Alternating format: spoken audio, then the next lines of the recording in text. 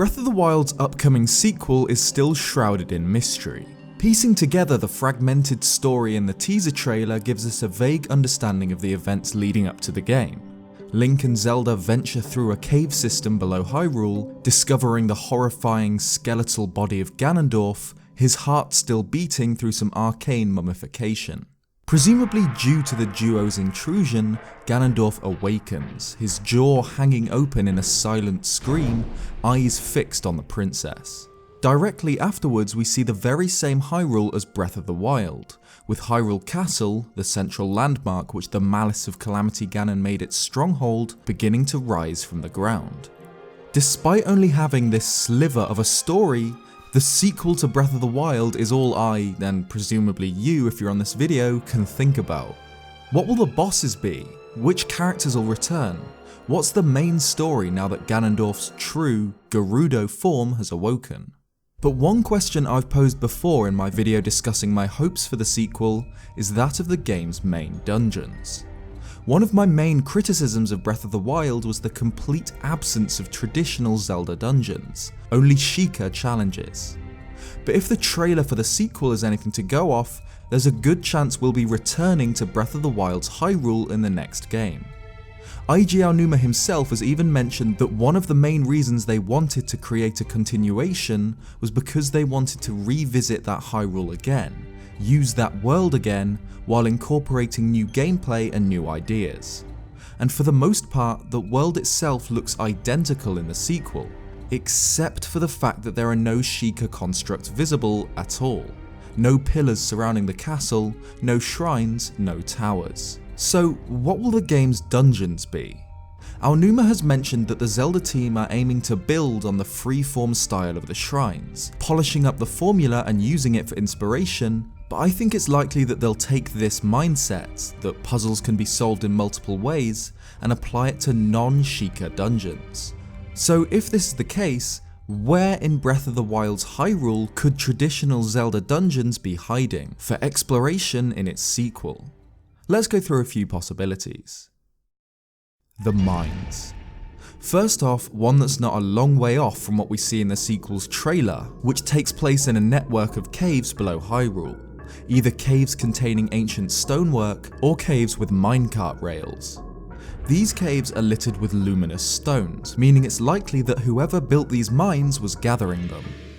Unless this entire sequence is just a cutscene, or even worse, rendered just for the trailer, which I think is unlikely, we'll be able to explore these mines below Hyrule.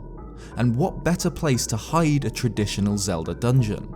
A long-forgotten subterranean complex, overrun with Skulltula, Stalfos and worse.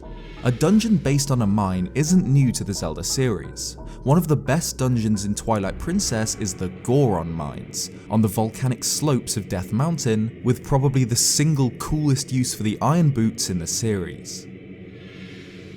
Luminous stones, apparently the target of the mining expeditions below Hyrule, are eerie green-blue crystals believed to contain the souls of the dead. Perhaps a dungeon found in the caves deep below the kingdom could feature these tortured souls. A haunted mine, culminating in a boss fight against a being formed from many trapped spirits, a phantom of the deep. Subterranean Hyrule is obviously playing a much larger role in this game than ever before, being the location in which the game's villain is discovered, so I'd love it if a dungeon was hidden in the darkness. Arbiter's Grounds. The Arbiter's Grounds are a dark stain on the history of Hyrule. Found during Twilight Princess in the Gerudo Desert, this Colosseum-like stone structure was a site for the incarceration and execution of prisoners, either by conventional means or banishment to the Twilight Realm.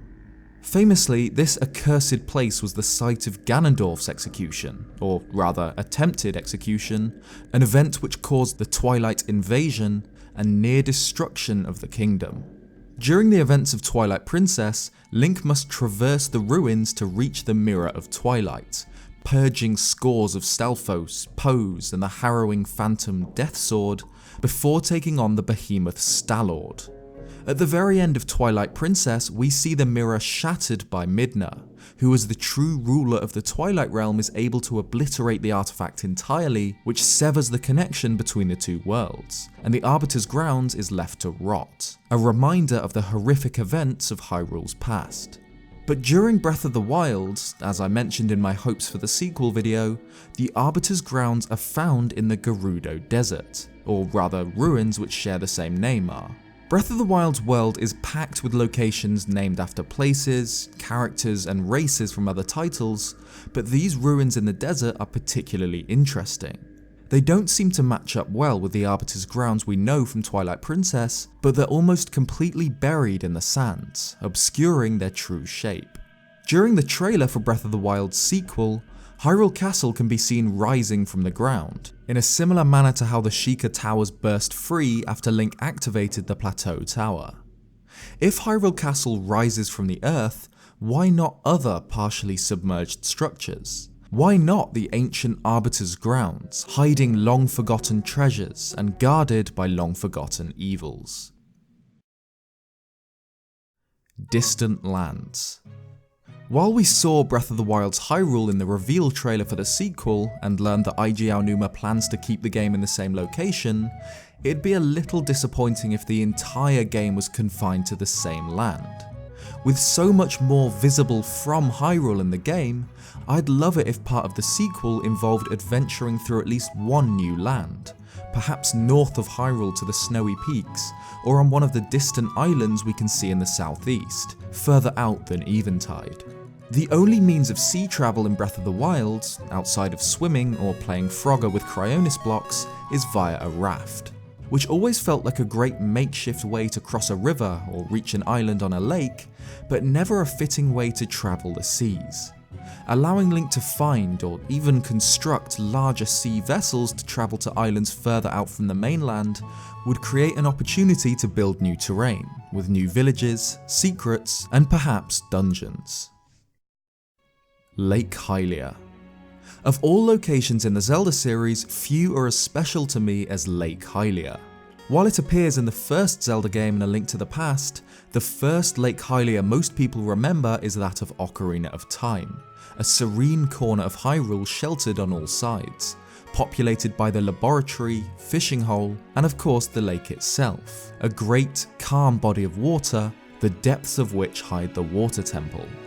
In all games where it appears, Lake Hylia is one of my absolute favourite locations. Not only Ocarina of Time, but Twilight Princess 2 features an incredible iteration of the iconic lake, again hiding a watery labyrinth in its murky depths.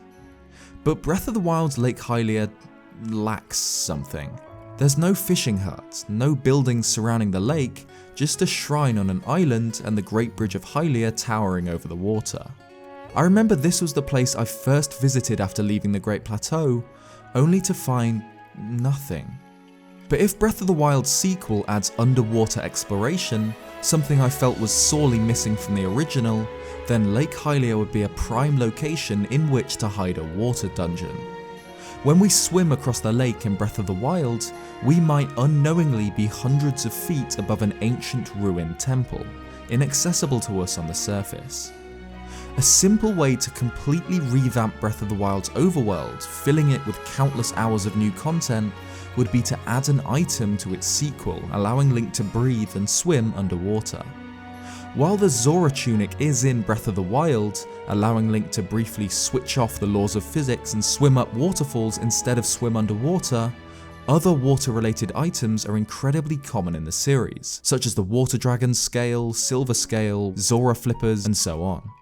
Including an item like this would allow the Zelda team to populate Hyrule's bodies of water with new content, underwater cities, dungeons, caves, and enemies. And there's no better location for a water dungeon in the series than the iconic Lake Hylia. Spectacle Rock. Speaking of iconic recurring locations in the Zelda series, we've got Spectacle Rock. If you're new to the series with Breath of the Wild, you might be wondering why.